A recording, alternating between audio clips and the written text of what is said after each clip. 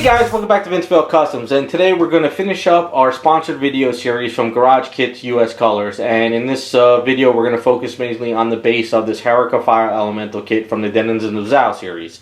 So in this video we're going to go a little bit more advanced, pretty much show you how I paint it up and everything, but for the little lava pours that are coming over the sides, we're going to do a little something different with some advanced chemicals and resins and clear resins, but you'll see how things work out. Hopefully my idea will work out, but it's all more like a trial and error.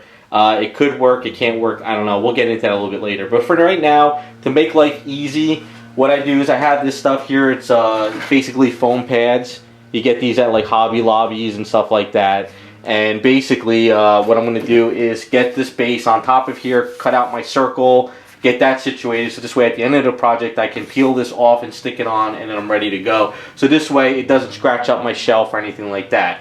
Now to make life a little bit easier, what I'll be doing is I have a can of flat black from Duplicolor, and it's just going to make life easier to paint the whole base in flat black. So this way I don't have to sit there with an airbrush and try to get every single nook and cranny. This way I can just one flat coat, get a nice good enamel paint on there, lacquer, and just let it sit and good for the the day. And then once that's cured up and ready to go, what we'll do is we're going to follow the same thing with the feet, and we'll be doing gunmetal paint on there. We'll use our yellows and reds to do all the cracks. We'll get all that pretty much set up. And then from there is when we're going to get into the more advanced stuff, where we're going to mix up clear resin from Smooth On. We'll let it cure up. We're going to put it onto a sheet of plexi. We're going to stretch it and sort of put it on the sides, and then we're going to pour stuff over it. It's going to see if it works out. I've never really done it before. I've did a lot of studying and how things have other people have sort of did it. So it's going to be like a trial and error video, but I think it should work out pretty cool and be something a little bit different. It's kind of like a way of making resin pouring over the side without actually sculpting it, molding it, casting it in clear resin, and then attaching it. So we'll see how things work. So for now, what we'll do is we'll cut up the pad. While the pad is being cut up, I'll probably go in the garage to get the base coated up in black. We'll let that cure, and then we'll start painting it up.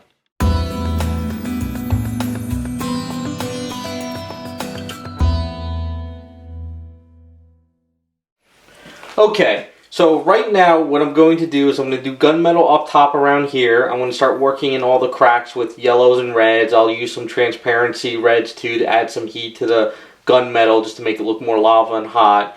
And then after that I got to kind of set aside a day where we can start doing this clear resin stuff on the side. What I might have to do is do the clear resin parts when I'm going to kind of come up with, and then from there sort of probably do some paint work on these other lava pieces here, and then add the epoxies or the other clear resin on top of it when I pour it over, and then hopefully that'll blend into some of these areas. It's going to be a little tricky.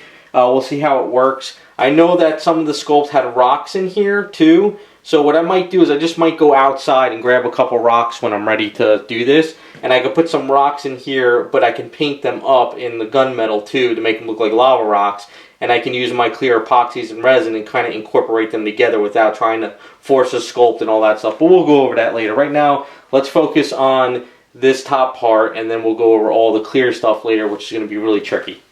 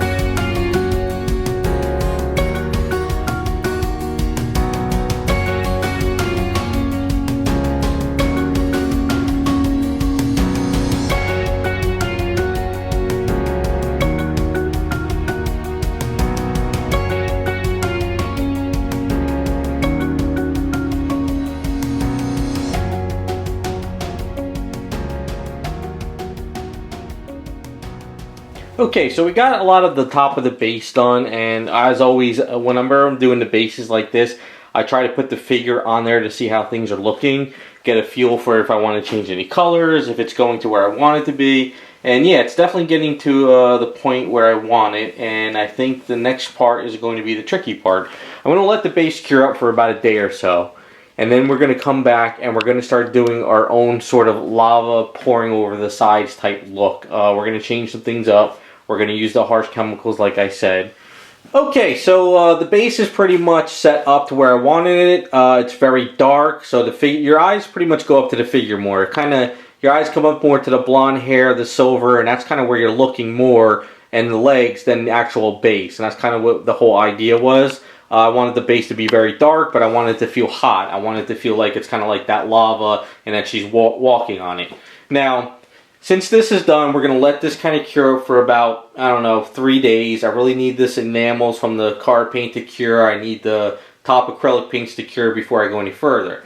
What we're going to be doing is we're going to create our own lava stuff coming over the sides. And I wanted it to be sort of like translucent and semi-clear than to actually force lava look over it. So we have this Crystal Clear 200 resin. It's a trial kit from Smooth On. It's pretty much the same stuff that this is made out of.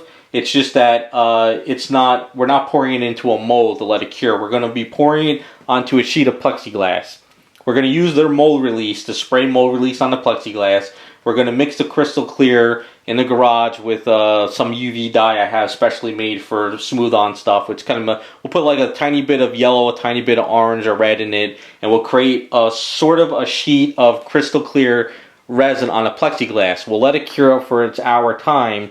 And then what we'll do is we'll cut strips, and then what you do is you just pry off those strips off the plexiglass and you stretch them over to the side and you create your own little waterfall. I've done it before with something else I'm working on, and but this is kind of a little bit more of a larger scale. We'll kind of get into that a little bit later. And then once these pieces are all on there and they're cured up, and it's like, I think it's like 24 hours or so, once they're all cured up, then what we'll do is we'll be using our 2-part epoxy mixed with some of that UV dye or something, and then what we'll do is we'll clear this epoxy over it, and we'll create glops and we'll create drips, and it'll sort of create our own little lava stuff going around the side. So once I get these waterfall pieces over here first from the Crystal Clear, then I'll be able to paint some of this up and sort of kind of force some colors onto this stuff and kind of blend it.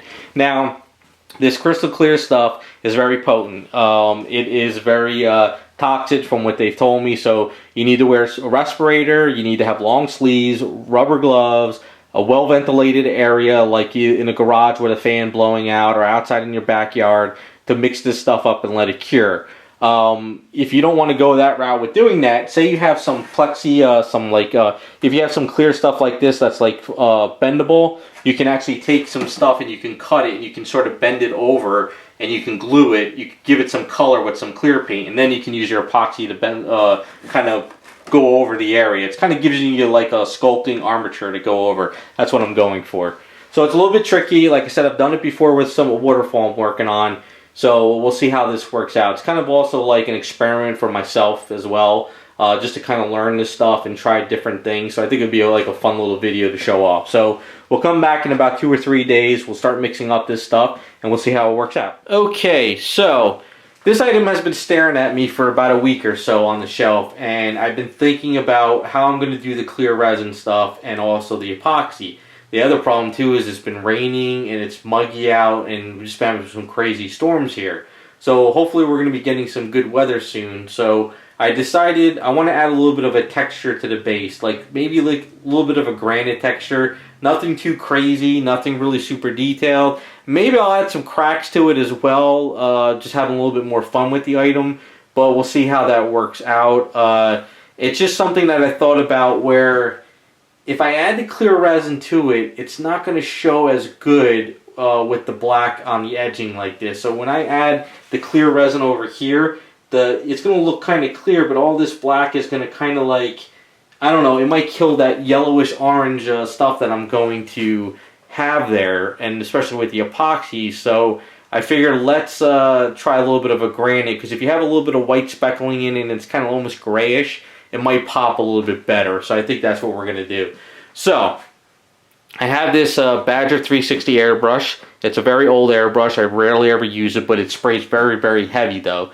And the cool thing about it is you can actually take this piece and turn it over here. Now you can also put those cups with the little piece on there and spray out of the cup. Problem is I don't have those cups anymore. I got rid of all those ages ago. So this, what I usually do is I put a couple drops in here, spray it. I put another couple drops, spray it. It's tedious, but this is what I got right now until I could actually upgrade to something a little bit different. But it works out for what we're going to do. So I'm going to spray far away. It's not going to be that close. I'm probably going to spray like maybe, that's about like a foot away. And just kind of like, just hit the areas and just like let the paint speckle and just go wherever. And just have fun with it. So as time goes on, what I might have to do is do the underside too. So I might have to flip it and just keep going. But after you're done by doing this, by adding it, you get like that granite speckling look.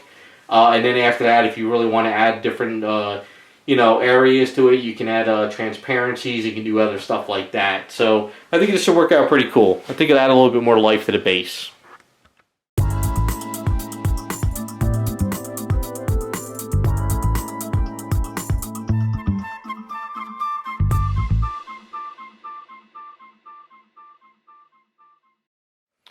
Alright, so we got pretty much the texture what I was going for. It's a little bit too light, so I'm going to add some shading to it, which I have some transparency Payne's Gray, which is kind of like a bluish, grayish tint. Kind of more on the darker side of the blackish side. So what I'm going to do is I'm going to add it to like around this area, down around there, maybe a little bit up here, but not too much because a lot of this is going to get covered. It's more or less the inside is kind of what I want to take down a little bit. And over here on the other sides is fine. So I'm just going to add that in there. We'll let that dry up, seal it, and then we should be ready to start adding all the clear resins and epoxies.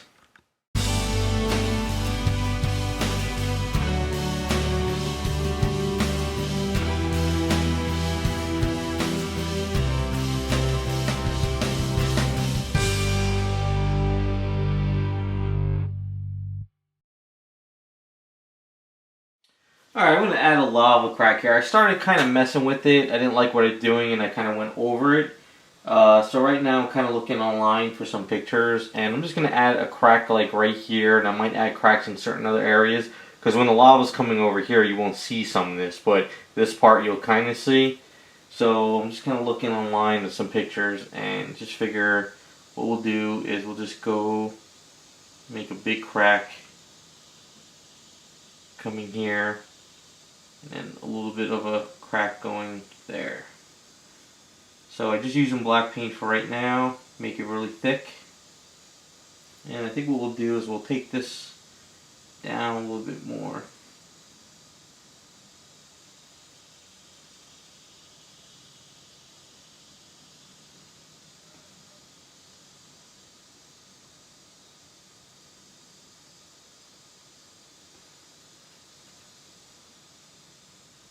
Just to kind of give a feel that the base is cracked up and lava sort of kind of seeping through. I don't know if I'm going to seep it through yet, but maybe just to kind of give it, like it's kind of in there. So let me hit this with a hairdryer real quick. Make sure this is dry, and then we'll start adding into it.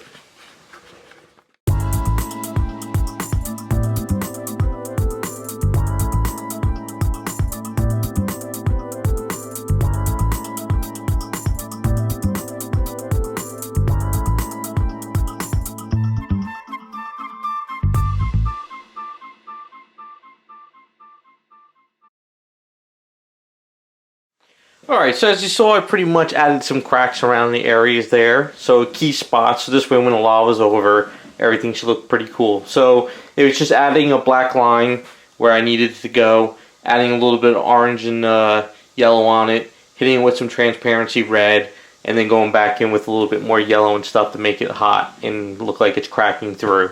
I thought about maybe adding a little bit of drips through it, so maybe I will. I'm not really sure yet. When I'm ready to start doing the clear resin, and then I add it to the sides, I'll get a little bit more feel. So that's also why it's easier to do it in between the lava stuff. So this way, if I want to add any dripping coming from it, when I do the epoxy stuff, I'll be able to get into there and do it. If it's behind the lava, then it'll be a nightmare. Plus, it'll be kind of hard to see. So we're pretty much ready to go.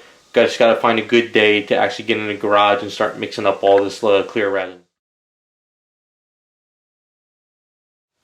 Okay, we're in the garage. I'm going to give a rundown of what I'm doing because I can't really film what I'm doing on this stuff because you need to have long sleeves, rubber gloves, respirator, fan. You have to have well ventilated stuff. I have to set up the fans in the garage to blow out the fumes. And I like to do this stuff in the garage so I don't have any, you don't do it outside, so this way like stuff is blowing onto it. But I don't want to be in the garage while this stuff is kind of curing and mixing because I just don't want to breathe this stuff in. So it's one of those things, you mix it up, let it sit in the plexiglass and go back into the studio and work. Come back in like an hour or two later, so when it's kind of stretchy, we could cut it up and add it to the base.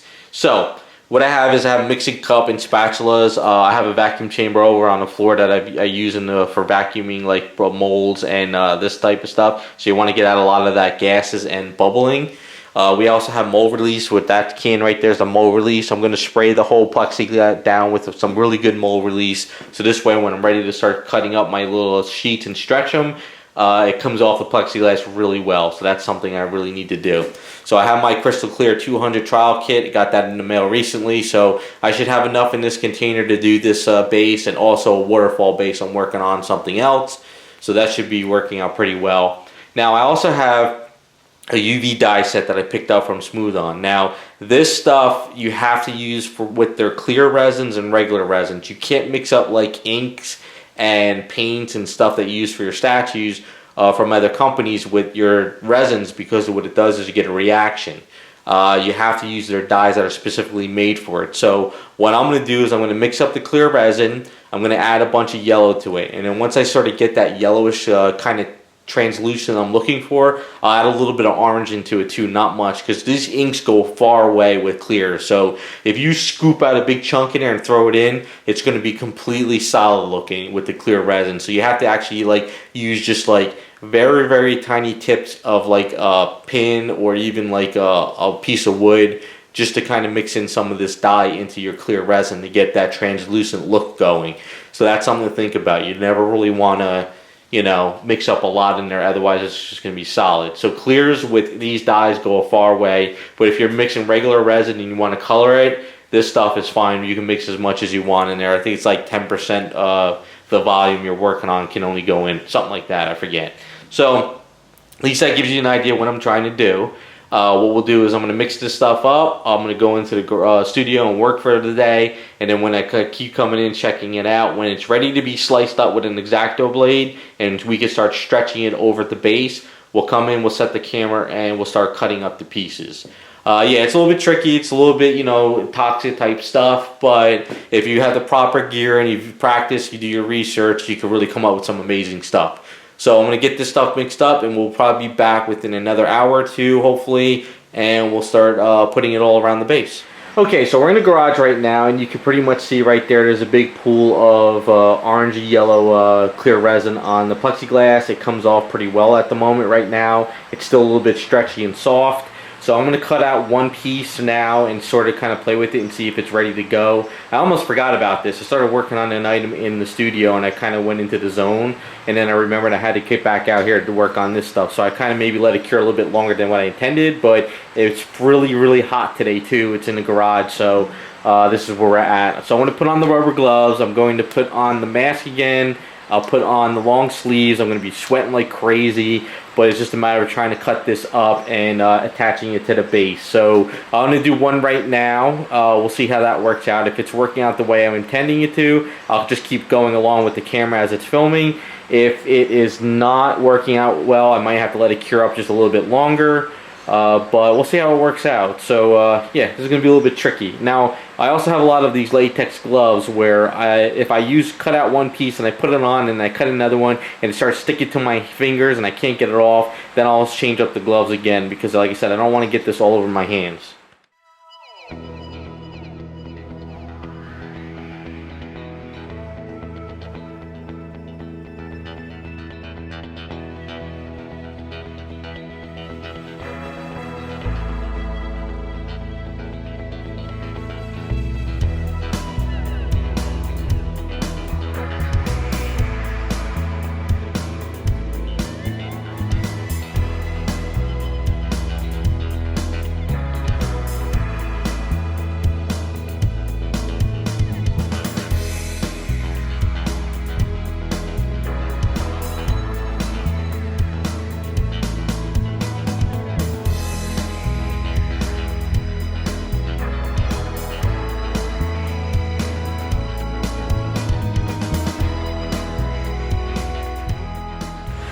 Alright, so it took me a few cuts. Like I said, I don't have this to exact science. I know how I want it to look, and I know what I'm trying to do.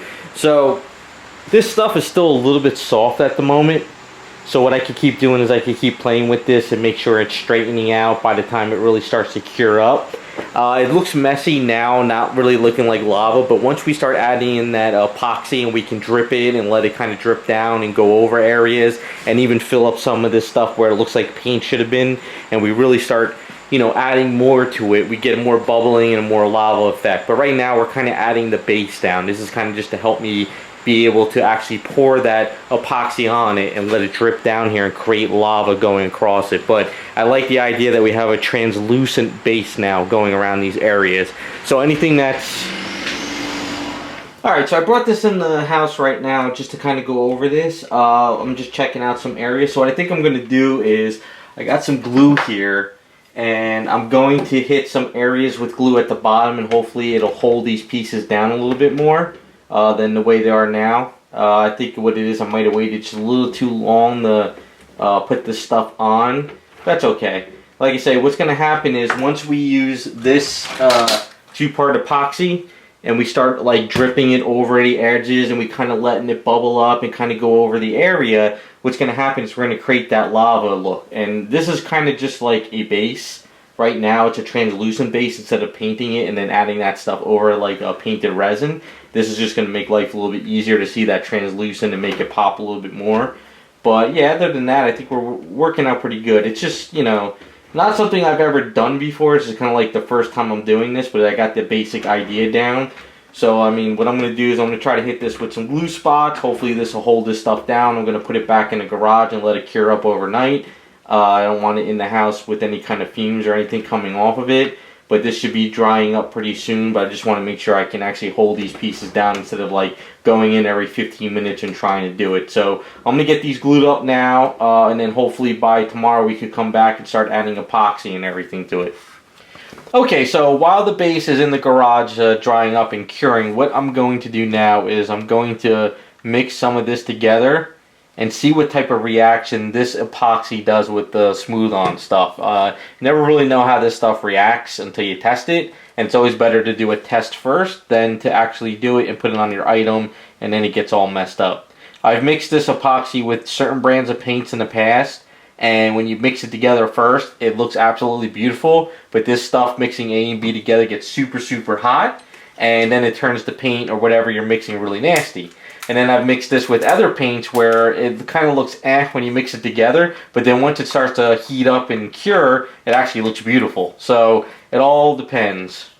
But the smooth on stuff is kind of like made for like epoxies and resins that get super hot. So it's kind of all a matter of let's see how this works. So let's kind of mix this in there like so. It might have been too much, but that's okay. It's just a test. And then usually what I do is I take this bigger one and I mix it together. So this stuff is really good. What happens is you mix it together like so, and you got that 5-minute work time, but as long as you mix it really well, you really get in there. And see, what I'm doing is I'm pushing this at the bottom of the cup down and I'm really getting it mixed up. And then when you pour it over the let's see, let's get another well, even if you get a piece of wood like this here.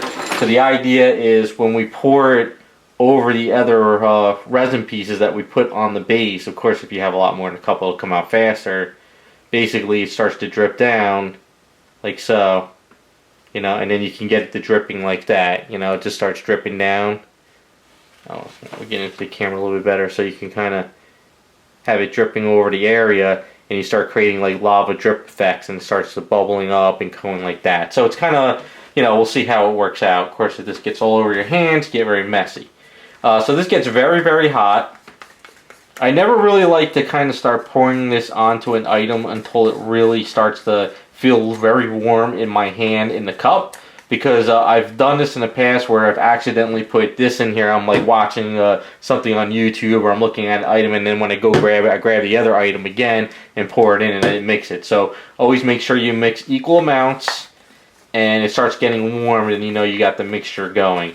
So like I said, I think the smooth on stuff will work very well with this. so it's got a nice rich color to it. So what we're going to do is we're going to let this cure up in here for a while. Really kind of let it do its thing. We'll come back in probably like, I don't know, like 2 hours. I got some other stuff going on, so I figure after 2 hours it'll kind of get really hot. It'll cure it up, and then we'll see how it looks. So right now it's a nice bright orange. It almost looks like the type of orange that we mixed up with the clear resin. Of course, I won't use that much ink in it. I just wanted to do a test right now. And we'll let this, just see how this kind of cooks up. So we'll be back in probably, I don't know, 2 hours, 4 hours before I clean up for the night. And we'll see if this turned red or if it looks pretty good. But right now, since we didn't pour it and we're kind of not letting it go, it's got like a lot of bubbling in there. But since this cures up so damn fast, I can't really put it in like a pressure pot. I don't even know what a pressure pot would do to it. But all right, we'll see what happens with this in a few hours, and we'll come back. All right, it's been about, I don't know, 2 hours, and came back to it as hard as a rock. It didn't really change up the color at all. So that dye stuff is going to be perfect for doing all the drips onto the base. So it was a good little test. Oh, you can see a lot of bubbling though. That's because, like I said, we didn't actually pour it. Usually when you pour it, a lot of the bubbles come out. But even if there's a little bit of bubbling, it's fine. It's not going to be the end of the world. Adds a little texture. But yeah, so I'll be able to mix up yellows and oranges and sort of do all my pours on it. Okay, we're going to start working on these clear pieces. So it's been about a few days actually, because I've actually haven't had a chance to work on this. So these things are pretty much cured up, as you can see. And so we will pretty much need to secure them a little bit more, plus kind of add a little bit more dripping, make it a little bit thicker, and just have some fun with it. So what I do is I have my cups here that I cut from the dollar store. We have our 2-part epoxy, and what we have here is the red and yellow UV dye, some mixing tools, and then right here we have Tamiya clear red. So the reason why the clear red is I'll probably be mixing up some of the clear red around these areas here, because we want to keep it like hot with some of the reds. But over here you got the lava dripping, and then, you know, we're just going to keep playing with it. So it's kind of like sculpting, but not really sculpting it, just letting it drip and go here. Like you can see how these kind of drips and stuff go around. And then as I work on it, things might evolve. I might add more, I might take away. I don't know, we'll see. But any of this stuff that's already sculpted on the bottom here, what I'm going to do is I'll put really thick orange and yellows into the paint, or reds, and then I can fill over those areas there and let the epoxy go over it.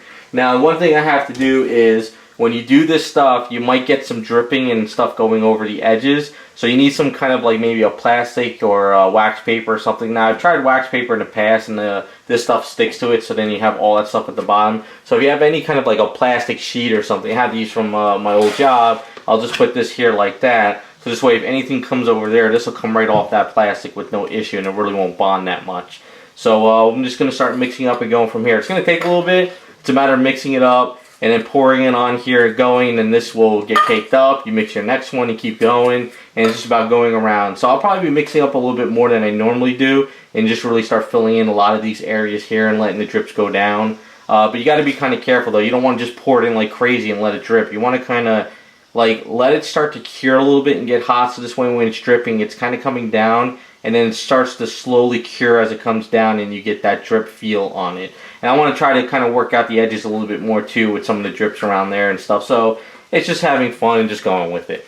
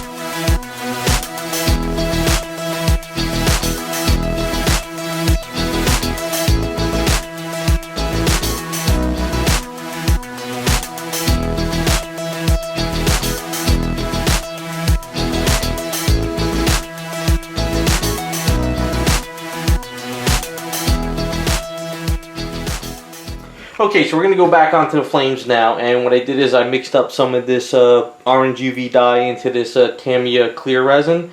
I mixed it up really good because it was starting to dry up in that bottle. So I just had to make sure I got it all really mixed up well. And this should be enough in here to kind of just go at the bottom of this areas here and just kind of give it like a nice of that UV. And we'll see how it plays out. Maybe I'll go up a little bit more, maybe I won't. We'll see how it works.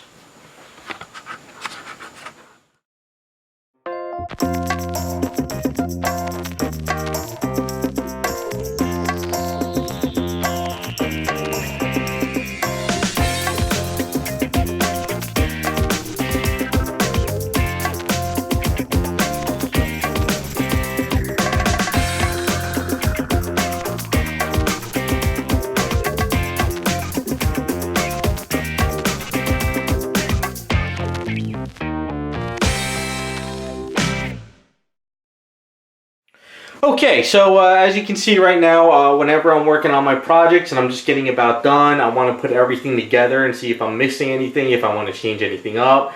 But you can see how this project evolved. In the beginning, we painted up the clear pieces one direction, but then when I started doing all this clear stuff down here, you want to keep these pieces uniform. So by adding that transparency, you know, orange UV dye onto these pieces, everything's uniform now. Before it looked a little out of place. But what I did do is mist a little bit of the extra UV dye up here. Not too much, just a little bit. So this way, you know, if you have it in a black light or UV light, it'll pop out a little bit more. But, you know, I don't have that in my display case, and I really don't plan on doing that, so I really don't care that much. But, I mean, if you really wanted to put this character in, like, a UV light, then you could go back in, or even from the beginning, you take some of that dye and you put that dye in all these cracks around her feet and hands and all that stuff. But like I said, I'm not really going that far with it. I think just alone, without it being in the light, this UV dye in this epoxies and the clear resin really are bright orange. I really like it a lot. It really makes it pop a lot more, and it looks a lot, you know, almost hotter, but also looks kind of like an anime type look to it, and also like comic book where it makes it pop a little bit more. So I really want to let this epoxy dry up for the day. I don't want to mess with it anymore because it's a little bit tricky. If you let this stuff pour over the edge and you put it on those clear pieces and then you pop it off the clear pieces, this base becomes much larger because this stuff will kind of keep bleeding over the edge. And I don't really want to do that. I want to just kind of taper it off and kind of clean it up a little bit. But the one thing I'm noticing, in certain areas we have a little bit of a brighter yellow down here where it should be more of like reddish. This should be the hot area coming down, and then over here should be kind of like more reddish. So tomorrow what I'll do is I'll come back with my airbrush and some transparency red and sort of kind of take down the bottom areas a little bit, because we don't want to focus too much down here. We want to focus more up around here. So I'm just going to try to hit some of these areas and stuff tomorrow and just play with that a little bit. But other than that, what I'm going to do right now is let all this stuff cure up, because I also have to do is clear up the these pieces too as well. Since I did these, I'm going to let these dry up for the night, and then I can hit it with some of the duplicate color tomorrow and maybe make it bright and pop a little bit more. But we're going to get set up on the desk, and one of the last steps I like to do is whenever I do my paint ups is, in the beginning I used to do the eye decals in the beginning, but then I realized that putting like you know, silly putty over the eye to do the face and everything, you kind of rip out those decals sometimes. So now I do the eye decals at the end. So we're going to get set up on a desk. I'm just going to show you how I prep the eye for the decal, and then hopefully by tomorrow we can actually install it and then seal it all up. Okay, so we're going to get ready for the eye decals, and what I've learned is if you use any kind of acrylic paints, doesn't matter what brand they are, if you put them on the eye and you pretty much paint them and you don't really give them like a candy coated seal, what happens is if you try to play with the eye too much by moving it around, you start to soften up the acrylic paint. And like I said, I've tried all brands, and no matter which one I've come across, they all sort of, you know, almost get pulled up, except for a Tamiya clear WIP. That's actually very like almost turns into like an M&M's candy shell. But the problem is to get a nice smooth paintbrush stroke with it, I really haven't come across being able to do it. So normally what I do is I just use any white paint, whatever brand I'm using. But I do use the Tamiya Clear. This stuff is really good for just giving like a clear coat without it being too shiny and actually too dull. So it's kind of like a middle ground.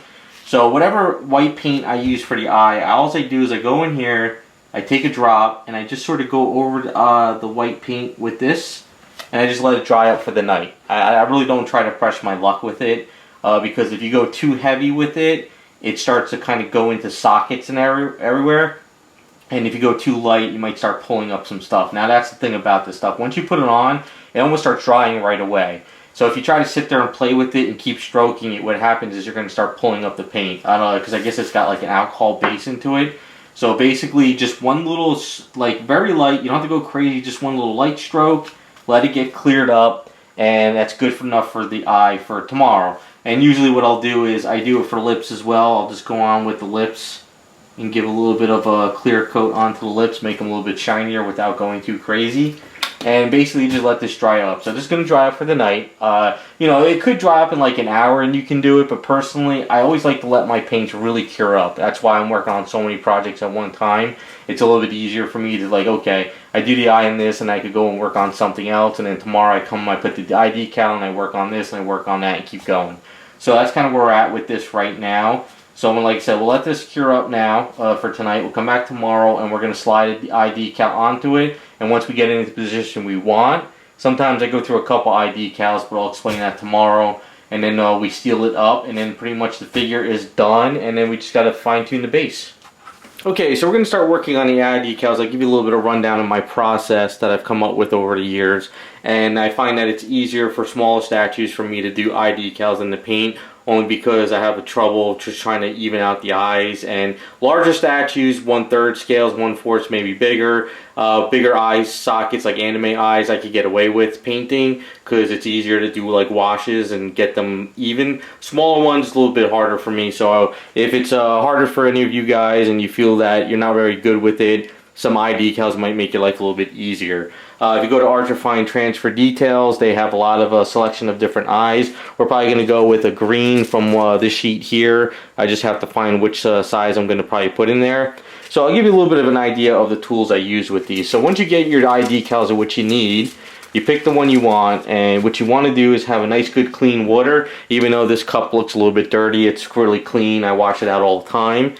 Make sure you have a nice sharp X-Acto blade. So this X-Acto is always my go-to for you know, cutting eye decals or anything that needs to be really sharp. I never get this one dirty. But then I have my two sculpting blades here. So anytime that this blade gets a little bit worn out or it's not sharp enough to cut these eye decals, this blade goes onto my sculpting blades. And then when the sculpting blades get dirty, they end up in my little dirty box because I don't just throw them in the trash because they could cut bags and stuff. I'd rather collect them all up, wrap them up, and then you could throw them away in a box. The other thing too is if you want X-Acto blades, you could just go online, Amazon, eBay, whatever, and you could get these like a huge set of 100 of them for like $15, $20 or whatever. So if you're worried about getting X-Acto blades, just order them online, and I go through them all the time, so it works out. Now, you can get yourself some tweezers. It all depends on how you like to work. These you squeeze and it automatically opens and it closes when you let go. So it's easier to kind of pull it out of the water and hold it than trying to like squeeze it together. So that's kind of a good tip. And then you just need some paint brushes if you need that. Once we get it on with the water and after it sort of dries, you need to kind of seal it on the eye. So that's where Solvaset comes into. We'll go over that a little bit afterwards. So right now what we're going to do is we're going to get the eye cut up. I'm going to try to show you as best as I can, up as close as I can. And then what we'll do is we'll put it in the water, let it kind of soak up. Usually it takes anywhere from 5 to 12 minutes or so to really soak in the water. You pop it out and you slide it right onto the eye and try and move it. Now, it's not a perfect process. Sometimes they split on me. Sometimes they get gunky. I'm not perfect, so I could probably, you know, maybe like the left eye I put on and it goes absolutely perfect and I had no issues. Then when I do the right eye, the decal rips or it slides off, or I didn't get it correctly and I have to cut another one. And sometimes I go through 3, 4, maybe even 10 till I get it right. It's just the nature of the hobby. Like I said, I haven't perfected it yet, but I'm always trying. So what I'm going to do is we're going to try to get the camera in as close as possible, and I'm going to show you how I cut up the eye, and then we'll put it in the water. Now this right here too is my cutting mat for anything that needs to be cleaned. So even though I have a cutting mat on my table for like a lot of the heavier stuff, I like to have a nice small clean mat for when I do like eye decals or cutting up certain pieces of paper and stuff like that, so it doesn't get dirty. So this thing gets caked up a lot, while this one right here I just throw in my drawer and pop it out. So let me get set up, we'll come back and we'll start cutting this up. Okay, so I'm going to start cutting up the eye decals, and instead of trying to show you guys on a very small tiny sheet, I figured let me just draw this on a piece of paper and give you an idea. So say these are your eyes, you have your big eye, your smaller and smaller, right? So say we're going to use the big ones, and this is just for, you know, just whatever. So what you want to do is, the way I do it is I normally cut the eye going across on the sheet, really cut it, okay? Because usually the top part of your eye is sort of missing with a little bit of your bottom eye. So basically it's always kind of good to kind of line up where you do that. Or if it's a really curvy eye, you could kind of do a little bit of a curve going like that. It all depends. Then what I do is very, very lightly on, it's you know, it's not very easy. You got to be very careful. You can't like cut up the sheet. What I do is I do a very light, just let the blade kind of go over the film underneath the eye like so. You know, like, and also like this, when you go very, very light, you know, just let the blade pretty much just go over the piece of film that's on there, and what it does is it splits the clear film from the eye. And then what I do is, you get a little bit, you know, turn it the way you need it, and then what I do is I cut the sheet going down this way on the very edge of the eye, like so, and then I cut the sheet going down on this edge like that. And then what I do is I slice it off at the bottom there, and then what happens is, you get your eye piece that comes off like that. So then what I do is I usually grab it at the very tip like this, and then I put it in my water. So when you have your water, you throw it in and you let it kind of cure, you know, soak up. So this way, when you're ready to put it onto the statue, you use your paintbrush and you basically just slide the eye off like the piece of paper. So this way the film that's underneath here is going to stay with the paper, and you're only going to get this part here. Now, if you're really good at cutting, like really good at cutting small stuff, and you really want to take your time, what you can do is you can actually sit there and you do your little line going like around the bottom of the eye, come around here like so, like that. And then if you're really good, like I said, you can actually cut the paper going around like so, like this. And then you can cut the paper going around like that. And then you can cut your piece off like that. So this way you have more of a circle piece. So it all depends on how well you're cutting and how you want to do it. Like I said, sometimes it works, sometimes it doesn't. You know, and also depending on the look you want. Say if you want to actually not have the eye too much at the bottom, you can actually cut it off like at the top like so. And then if you want, you can actually cut it. We'll just kind of cut the paper just to give you a little bit of an idea. So you could actually cut underneath the eye like this. And then when you cut your pieces of paper off, you know, you can actually have the eye slide off of it, and then you already have the bottom of it kind of going at the piece. So you can also do that as well. So it all depends on how you want to cut the eye and how much practice you have. So what I'm going to do right now is we're going to try to do it a little bit on one of these eyes. So one of these smaller green ones are the ones I'm going to use. So it's a little bit difficult. Let's see if we're in the camera. We'll try getting a little bit closer for you guys. So what I like to do is, you don't want to dig your fingernail in either. You want to use your finger like so. Make sure your finger isn't very tacky with any kind of water or sweat too. That's the other thing. So what I like to do is take my really sharp X-Acto blade and go over the top of the eye like so. And then what I do is very lightly just kind of give a little bit of a scoring. Just let the blade kind of do its thing, but not dig out the eye like that. And then on the side, slice down and slice down. And then if you get your tweezers like so, you pretty much have the eye, let's see, hold on, a little bit right like that. So you got a little bit cut up like so. Right? And if you want to make a test, you grab your item and you see how the eye would look in there like that, and it gives me an idea of how it's going to look there. So what you do after that is take it and just drop it in the water and let it just soak up. Just let it sit there and soak, do its thing. So I'm going to come back in like 10 minutes, so this way you get everything pushed aside, and then also get ready set up there. The other thing too is when you drop it in water, you know, you don't want to get this sheet all soaking wet. You want to keep this away from any water. Want to make sure you have a nice fresh paintbrush. This one I just realized is caked up, so I'll have to get a smaller one. But yeah, just let that soak up and take its time. You don't have to rush it. It will slide right off that piece of paper once it soaks up. So we'll be back in a few minutes. Alright, so we're going to try to get this in now. So best thing to do is try to get it out of the water without messing it up. Sometimes it's a little bit tricky. Alright, so I got it out of the water. And what I like to do is just, if you have a paper towel type thing, you can kind of just get a little bit of that water off there because you don't want it going crazy, soaking wet all over the place. So what I like to do is take the paintbrush, just give this a little bit of moisture over that clear stuff you did. You don't need to do like heavy drops of water, but just give a little bit of moisture, because if it's too dry, what happens if you try to move the eye decal, it rips. If it's too watery, the thing is just floating on top on a drop of water. So you want to make sure it's damp but not soaking wet and not dry. So once you do that, you're able to pretty much just slide it right off if you're lucky, and you get it to where you want it. Now, this is the tricky part. Sometimes it works, sometimes it doesn't. So you don't want the paintbrush being too dry, but you don't want it being soaking wet. And you want to move the eye to where you want to have it situated, depending on where she's looking and wherever. Now, if the thing is not moving and you're very careful with your tweezers, you can actually move it a little bit easier with the tweezers without ripping anything. So if I'm looking at it now, that's kind of where I want it to be. So I'm going to let this dry just for a little bit. Now the next step is what we do is we use the safety solvent. Oh, well, that's not safety solvent, Solvaset. And basically, you want to actually get the decal to sort of go around the eyeball, because right now it's sort of kind of flattened and flowing off. So this stuff goes a long way. You got to be careful with this stuff. Usually a paintbrush like this works out very well. You sort of dip it in the Solvaset, you put it on there, and you just get a little bit drop and you kind of dab. You don't want to like spread it, because sometimes you rip that eye.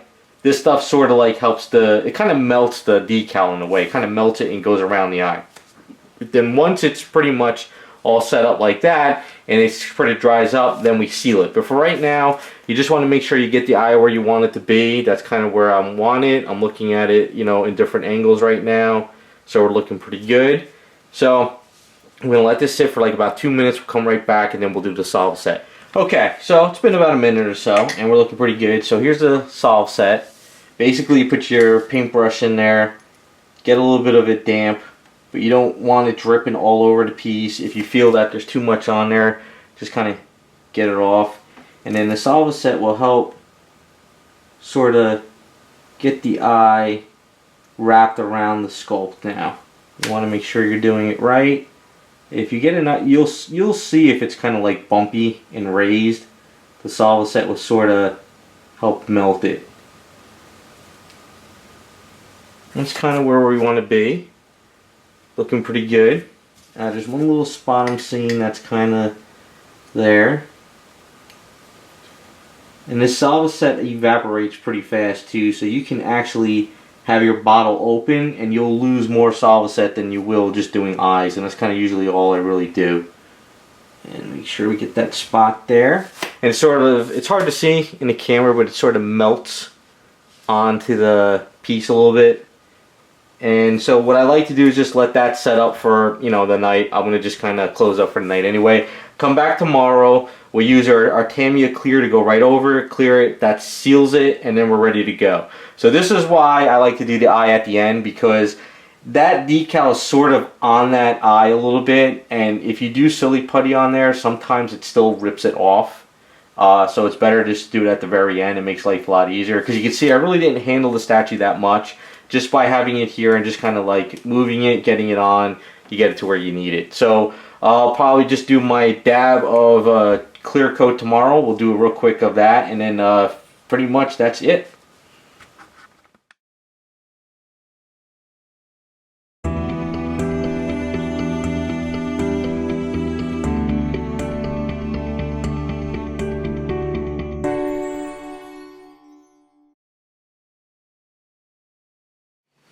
Okay guys, she is all finished up. So off camera, I went back and I checked everything out just to make sure I didn't nick anything.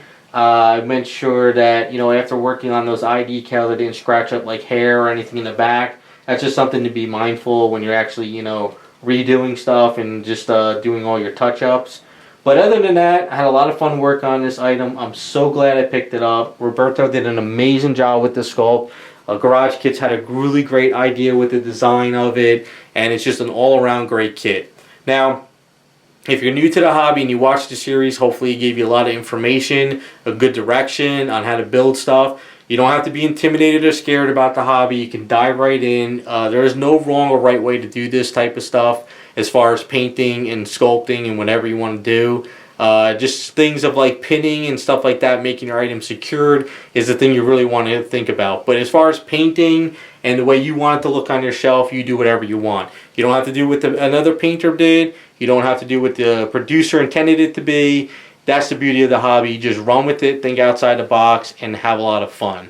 Maybe there's a lot of, you know, people out there that are doing things one way and you just want to do some completely different off the wall with it, where you don't even want her on lava, you want her in like a ballroom.